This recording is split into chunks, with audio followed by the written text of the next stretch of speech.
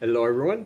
Before we get started today, I want to remind you that I have horror books for sale. If you're interested, there's a link in the description where you can pick up your copies for not a lot of money. So check that out. And if you want to join my Patreon, of course, I just uploaded 5 more absolutely free horror books you can download for your Kindle from other authors. And you'll get that every month, free short horror stories and other things by being a member. So if that's something you're interested in, click that link down below. All right. Let's get started. So the first book I want to talk about today is called The Sundowner's Dance. There's many reasons why I love this book. And first of all, thank you to Leslie. She left me a comment on one of my videos saying that this was the book she was currently reading, and I didn't even know it had come out yet. So thanks to her, I course corrected myself, picked it up, and read it. But the first thing I love about it is that this is about a 74-year-old man. And as a matter of fact, most of the characters in this book are of that senior age. And you don't really see a lot of that in horror. And if you do, they're always like the poor, hapless victims of something, right? But in this book, they get true representation from both the protagonist standpoint and the antagonist standpoint. And that was fantastic to see. But this character, he's moving into a retirement community neighborhood. It's not a retirement home. It's a gated community for seniors. They each have their own house, and they have all their shops and, you know, parks and everything else. It's not assisted living, but it's a retirement community neighborhood. And a couple of years ago, he lost his wife, and that's why he's moving. His house is way too big. A lot of memories in there he doesn't want to have.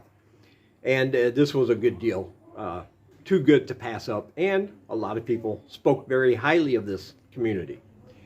Now, he is 74, and he's one of these guys. He just wants to kind of be left alone. He's not a mean old man. Like, he's friendly enough. He'll talk to people. He'll invite them in for coffee or tea or whatever.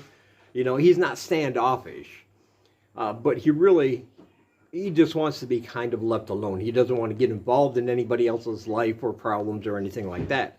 He also suffers from crippling anxiety and depression, which he wasn't diagnosed with until he was like middle-aged, a little bit older than what people normally get diagnosed with that. But it really affects him socially.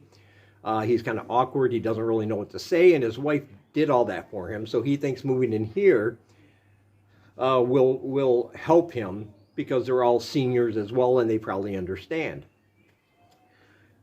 But almost from the very first night, and that's the second thing I liked about this book, is how this author did not waste any time getting right into the creepy stuff, man.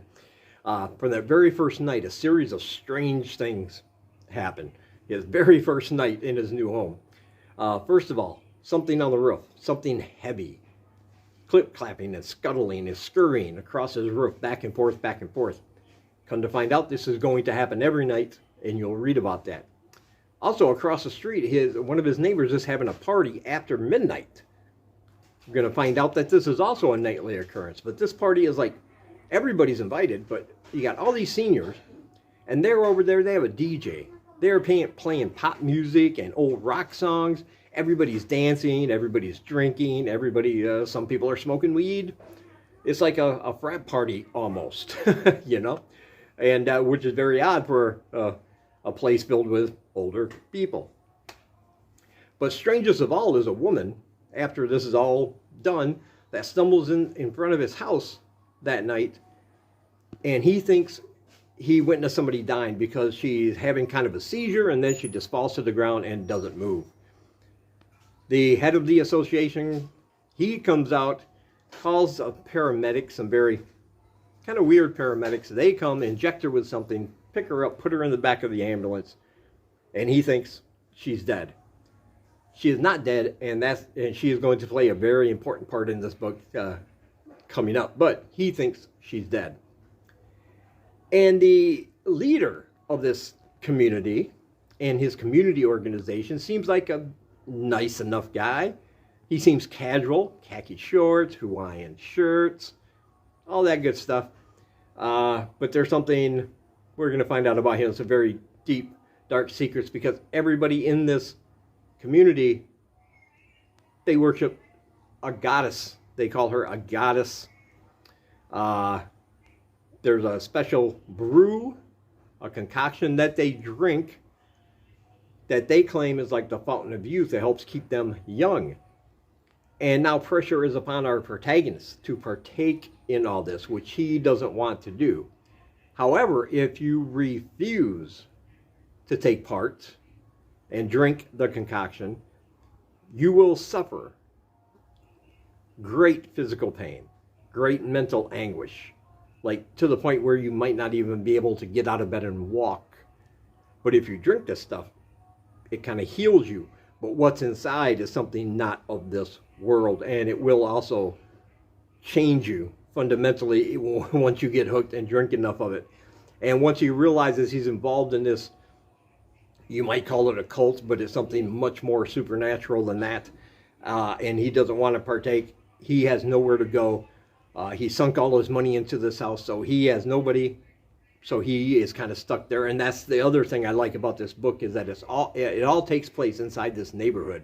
So it's very claustrophobic, and you feel that right along with him, his helplessness and hopelessness, that he can actually get out of there and find somewhere else to live, which isn't going to happen. So now he has to uncover whatever's going on and try to find a way to destroy it. Otherwise, he's going to become one of them, and there's worms involved, and you don't want to miss reading about that. And it's going to get tense, very, very intense. But I absolutely love this book. It's got all the creepy factor. It's got all the cosmic horror vibes. It's got all these secrets about this community and about this leader and about some of his neighbors, and this woman he thought had died. She's going to play a huge part in what happens next. And yeah, you'll just have to read it all for yourself. It is absolutely fantastic. Of course, I loved it. Highly recommend it. And there's a link in the description where you can pick up your copy. And next we have Old Soul. This one is a literary horror, and sometimes literary horror can sacrifice the horror narrative for the beautiful prose, let's say. You know, it gets a little lofty, perhaps over some people's heads sometimes, but not this one. This one, it is beautifully written, though. You will love the prose and the way this author has written the book, but it never sacrifices that creepy feeling you get throughout. This man named Jake, he's in a Japanese airport, and he just missed his flight to Amsterdam. Also, a Japanese businesswoman also missed her flight to Amsterdam, the same flight, and they're left there having to spend the night in Japan when they weren't expecting it. So they decide to go out for dinner and drinks because, well, they can suffer together, you know, and complain about it together. But over the course of some drinks, this woman's going to tell a very creepy tale about her twin brother and the circumstances under which he died. And this story is absolutely frightening. It is creepy. Trust me, you'll read about it. But this piques his interest because his best friend, Lena, died exactly the same way. So this has to be more than coincidence that they just happen to be the two people that missed this flight. And he gets some information from her, and now he's on a quest. He's going around the world to cities, to small little villages. He's finding people that have had the same thing happen to their relatives and loved ones. And he's going to seek them out to interview them, to see if he can track down what's behind it, because all of these stories lead back to a woman who appears to be 35 to 40 years old, no matter what time period these things happened. She might change her appearance, she might change her voice, but it's the same woman. And basically she'll come into these cities or towns. Somebody is chosen. Some entity chooses somebody. And she has to convince them. And she is very convincing. She almost has like a hypnotic effect on people, that they will just want to be around her and do what she says. But she picks someone and eventually says she wants to photograph them. And after she does that, she shows him the picture, whoever it is, and then she disappears. But this person starts to change, not only mentally, almost becoming like a completely different person, but also physiologically. Let me put it that way. I don't want to tell you how it is, but it's very, very creepy, man, what happens to these people on the inside once this happens. It's part of a ceremony, a ritual, and she gets to live, well, forever, basically, if she wants to, as long as she keeps performing this ceremony for this supernatural entity. Let's put it that way. And this book vacillates between Jake's search for other surviving members of victims of this woman, and he's getting close to her, picking up little clues because he wants his revenge, along with somebody else whose family member has died because of her in this horrific manner. But do they really want to do that? Because she is something else. She wants to live more than anything else, and she will stop at nothing and to make that happen. And she has something supernatural on her side. So they might be putting themselves right in the crosshairs. But it goes between him and these testimonials he gets. There's like 7 or 8 throughout this book. In those chapters, they're like little novelettes all in themselves. They're very well written, very interesting, and you really get to know the characters. These are not just random people's deaths. Like, you get to know them, so the deaths are more horrific once they happen. And I really love that. And then in between those chapters, we get something in the present where this woman has her next victim in place, and we're going to see how she operates, kind of her MO, and how her and her next victim are doing things. Let's put it that way, how she does things. That's all I'm going to say. Very effective. Absolutely loved it. It's creepy. It builds up the tension. And this book does not rely on blood and gore. There is some of that, but mainly it's about the atmosphere and about that tension and about the way she goes about doing what she's doing and why, and who this other supernatural entity is behind it. And it just gets crazy. Yeah, I absolutely loved it. Of course, I highly recommend it. Link is in the description to pick up your copy. And next we have The Haunting of Room 904. This is another one, just a creep fest all the way through. A supernatural horror story mixed with a fantastic mystery behind it. This is about a woman, her sister, 5 years earlier, her sister killed herself in a room 904 at a certain hotel, and this hotel has been the subject of paranormal investigators and other people who think it's cursed or something. But her sister killed herself in there. Now, her sister did have issues in her life with drugs and alcohol and mental issues, but she was clean, she was sober, obviously getting better. But her sister was also involved in a cult calling themselves the Sacred 36, a group that practiced occult things. I'll just put it that way, very secretive. But now it's 5 years later, and after her sister died, our protagonist all of a sudden was able to see, talk, and communicate with the dead. She never believed in any of that before. She has a doctorate in psychology. She made fun of her sister for believing in the supernatural or the paranormal. She believed none of it. But when her sister died, she received this ability, found out it was very true, and since then she has started her own paranormal investigator group, and that's how she makes her living. She takes people who have bought cursed objects, and she talks to the spirits that are attached, and she sends them to the afterlife, and it's been good to her.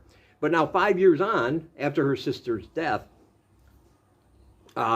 this hotel has a strange history. Every 5 years, a woman who's staying at the hotel, no matter which room this person's staying at, a woman wakes up in room 904, even if she fell asleep in another room, which is strange enough. But then 3 weeks later, to the hour, to the minute, she materializes back into room 904. No matter where she is in the world, doesn't matter. She disappears from there and materializes in room 904 and then kills herself. And this has been going on for a long time, every 5 years. And her sister, our protagonist's sister, is the latest victim of this.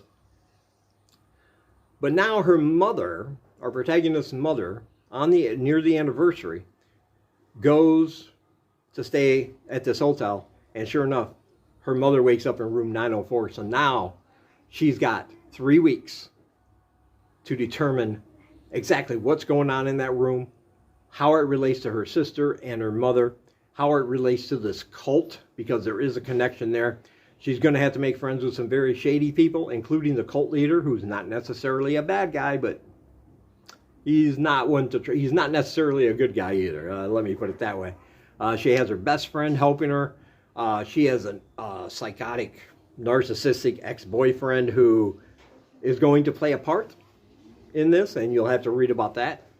But now it's a race of time to find out what this cult has to do with this. She sees horrific visions and things, figures in mirrors wherever she goes. She's seeing spirits, including her sister and other people in these mirrors. And how does that relate to what's happening in room 904? And it becomes a supernatural mystery, a race against time, so her mother doesn't fall victim to it. And they need to know if there's anything they can do about it. And it all adds up to a very fast-paced, very frightening, horrific story. Yeah, this one was great. If you like ghosts, if you like mysteries, and you like them both together, which is the best, you're absolutely going to love this book because it's a banger. And yeah, I loved it. I highly recommend it. And of course, there's a link in the description. And as always, I want to say thank you for taking some of your time and spending it here with me. And until we meet again, keep reading spooky, my friends.